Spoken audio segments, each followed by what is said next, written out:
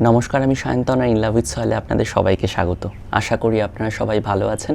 যদি আপনি আমাদের চ্যানেলে নতুন হন তাহলে অবশ্যই আমাদের চ্যানেলকে সাবস্ক্রাইব করতে ভুলবেন না। আজ আমি আপনাদের দেখাবো কিভাবে আমি পুরনো অর্কিড রিপোর্টিং করি।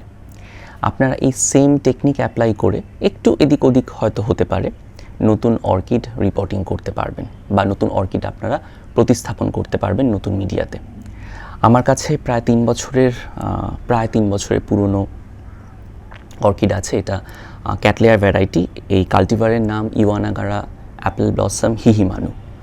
অসাধারণ ফুল হয় বসন্তকালে, এক্সট্রিমলি ফ্লোরিফেরাস। আমার বেশ কিছু ভিডিও আছে এই গাছ নিয়ে, আপনারা চাইলে দেখতে পারেন, আমি লিঙ্ক ডেসক্রিপশানে দিয়ে দেবো। তো এই গাছটাই আমি রিপোর্টিং করব, কারণ এর বেশ কিছু সিউডো বাল্ব নষ্ট হয়ে গেছে, বেশ কিছু গ্রোথ আস্তে আস্তে শুকিয়ে যাচ্ছে। এটা রিপোর্টিংয়ের প্রয়োজন, কারণ যথেষ্ট পট বাউন্ড হয়ে গেছে বলে আমার মনে হচ্ছে। কাজে এই গাছটাই আপনাদের রিপোর্টিং করে দেখাবো, এবং একটু আগে যেটা বললাম আপনারা এই সেম টেকনিক অ্যাপ্লাই করে নতুন অর্কিড নতুন মিডিয়াতে প্রতিস্থাপন করতে পারেন। আর বেশি কথা বাড়াবো না, চলুন শুরু করা যাক। রিপোর্টিং করার জন্য প্রথমেই আমাদের পুরনো টব থেকে গাছটাকে বের করে নিতে হবে। একটু চেষ্টা করে দেখি বের করে নেওয়া যায় কি না, কারণ আমার মনে হচ্ছে বের করাটা অতটা সহজ হবে না। না, বেশ কঠিন। যা মনে হচ্ছে টবটাকে ভাঙতে হবে, এছাড়া কোনো উপায় নেই, কারণ খুব ভালো মতো পট বাউন্ড হয়ে গেছে গাছটা। টবটা শেষ পর্যন্ত ভাঙতেই হলো। দেখুন কীরকমভাবে পট বাউন্ড হয়েছে, শিকড়ে পুরো ভরে গেছে। এবার আমরা মিডিয়াটা সরিয়ে নেব। পুরনো মিডিয়া আমরা একদম রাখবো না, এবং পুরনো শিকড়ও আমরা একদমই রাখবো না, কারণ এই পুরনো শিকড়গুলো রাখলে ভবিষ্যতে এই শিকড়গুলো পচে ফাঙ্গাল ইনফেকশন হতে পারে। কাজেই যতটা সম্ভব পুরনো শিকড় সরিয়ে নেব। গাছটা যেহেতু অনেকটা বেড়ে গেছে, সেই জন্য কয়েকটা ক্লাম্পে ভেঙে নিচ্ছি আমি।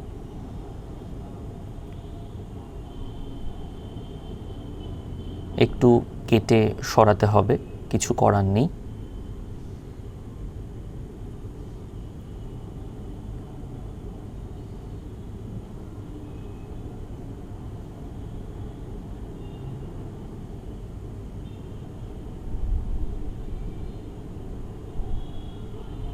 একটা ক্লাম্প আমরা পেয়ে গেলাম। এটা দ্বিতীয় ক্লাম্প। পুরনো মিডিয়াগুলো কিন্তু ঝরিয়ে ফেলবেন।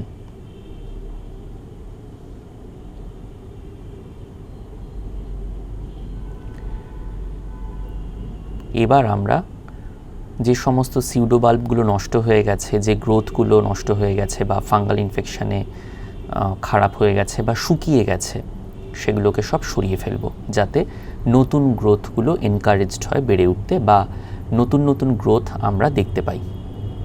এগুলো সমস্ত নষ্ট হয়ে গেছে, এগুলোকে সরিয়ে ফেলতে হবে।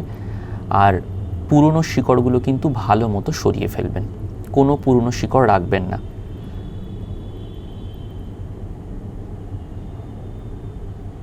চিন্তা করবেন না, তাতে গাছের কোনো ক্ষতি হবে না। কিছুদিনের মধ্যেই গাছ ভালো মতো নতুন শিকড় তৈরি করে ফেলবে।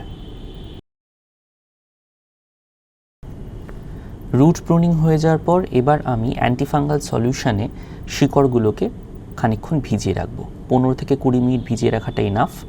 তাতে ভবিষ্যতে শিকড়ে খুব একটা ছত্রাকঘটিত সংক্রমণের সম্ভাবনা থাকবে না, বা অনেকটা কমে যাবে। আমি এখানে ট্রাইকোডার্মা ভ্যারাইট ব্যবহার করেছি। এটা একটা ন্যাচারাল ফাঙ্গিসাইড। এইটা ব্যবহার করাটাই বেস্ট বলে আমার মনে হয়। গাছ প্রতিস্থাপনের জন্য আমি এখানে চারকোল ব্যবহার করছি।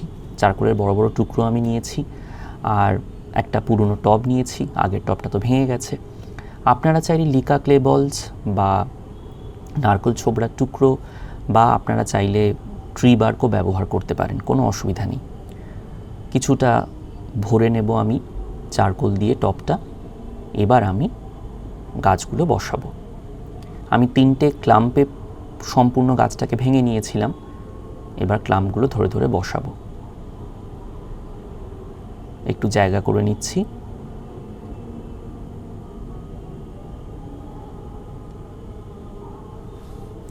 একটু সময় সাপেক্ষ কাজ, কারণ চারকোল যেহেতু খুব একটা ঘন সংবদ্ধ মিডিয়া নয়, লুজ মিডিয়া, সেই জন্য একটু সময় লাগবে।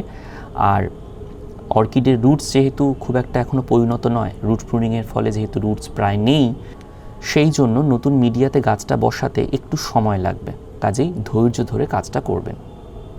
মোটামুটি গাছ বসানো হয়ে গেছে, অর্থাৎ আমাদের রিপটিং ডান। রিপটিং করার পর চেষ্টা করবেন প্রথম 7-8 দিন খুব একটা রোদ না দিতে, এবং একদিন অন্তর একদিন জল দেবেন। রোদ না দেওয়াই ভালো। 7-8 দিন পর তারপর আপনি সকালের দিকে রোদ দিতে শুরু করুন, এবং আপনি যেভাবে আগে রোদ দিচ্ছিলেন সেভাবেই আপনার গাছকে রোদ দিন। প্রায় 1 মাস পরে আপনাদের আপডেট দিচ্ছি গাছ কীরকম বেড়েছে। এবার দেখুন, শিকড়ও খুব ভালো মতো বেড়ে উঠেছে, দেখতে পাচ্ছেন নতুন শিকড়ে পুরো ভরে গেছে।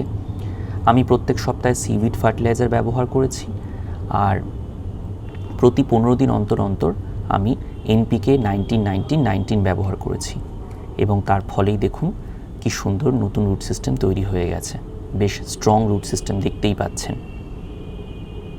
কাজেই এইভাবে যদি আপনারা রিপটিং করেন তাহলে গাছ খুব ভালো মতো বেড়ে উঠবে এবং দ্রুত বেড়ে উঠবে। আর রিপটিংয়ের আদর্শ সময় কিন্তু বর্ষাকাল, কাজেই চেষ্টা করুন বর্ষাকালেই আপনার গাছ রিপটিং করতে।